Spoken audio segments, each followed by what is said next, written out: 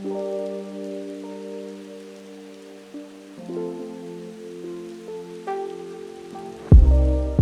my name's Eddie Harrison, and I'm part of the Fishing Society here at the Uni in Plymouth. So I'm here to talk to you about fishing sustainability and just kind of the impact that we here are making as part of the society.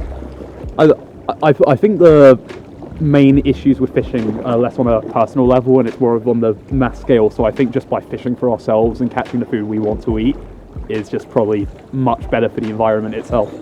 I think part of it is we need to just kind of put more restrictions on mass fishing as a whole and just the environmental impacts, because they're catching all these fish and it's just massive. You're taking out these schools of fish. It's really just hitting the environment, and then it's not all selling anyway. Most of it's going to waste. So I think by just making it easier for people to fish on a personal level as well, it's better for the environment because we're only taking what we personally need. So I think on a personal level, you still do get the odd few people who kind of leave rubbish and leave bits of fishing line, fishing hook, especially down here at the piers. So when we're having socials or any gatherings and there's just a few of us out, we're always tidying up after ourselves and normally other people as well. So there's this kind of big sense of community in the society itself and just kind of looking out for each other, as well as the kind of the areas we use a lot. So we normally get 4 or 5 people out around high tide, and it's just everyone just going out trying to catch whatever you can get, really. Some people are just there to do catch and release. Some people want to catch these massive eels. I think the world record longest conger eel in Europe was actually caught here in Plymouth.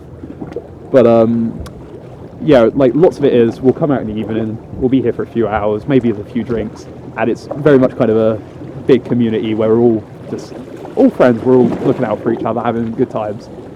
I personally, when I fish, I like to try and catch things to feed myself, and it's called it's fishing, not catching. So sometimes I get food, sometimes I don't, and it's nice to save a bit of money here and there. So What kind of fish do you prefer? honestly, when it's just whatever's biting. Because if you're only catching things on a personal level anyway, you're not really going to catch stuff at a rate that's impacting the environment itself. So one of my favourite things I caught back in November, I caught this massive squid, and that squid alone was enough to last me for about 3 days worth of food. That's saving a fair amount of money for a student like myself. So it's quite nice to be able to feed myself. Love saving money. I love spending money. Much better at spending than saving it. But yeah. My name's Ed. I've been fishing for about 2 years in Plymouth.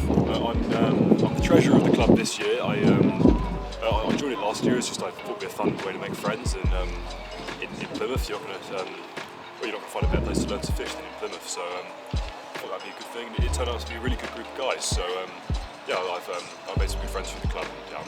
Do you think fishing for yourself is more sustainable? Oh yes, totally. I think I really enjoy doing a bit of catch and cook. If you just you can catch something for dinner, it's extremely rewarding. And yes, I suppose if you do that on a very small scale, there's no need to really worry about sustainability. But of course, when governments get involved, there's when you've got enormous trawlers scraping the ocean, of course, it's very important to monitor numbers of the population to not overfish. I really enjoy catching something for dinner, so it's extremely rewarding. So and of course, if you're just catching 1 or 2 or 3 fish for dinner, there's no real concern for sustainability at such a small scale. It's not a concern of mine when I'm doing that. But of course, when you get to a larger scale and you've got a trawler who's scraping the seas for for large amounts of fish in the net, obviously it's very important to keep track of the population so as not to overfish. And of course, there are regulations in place for that, and yes, that's very important.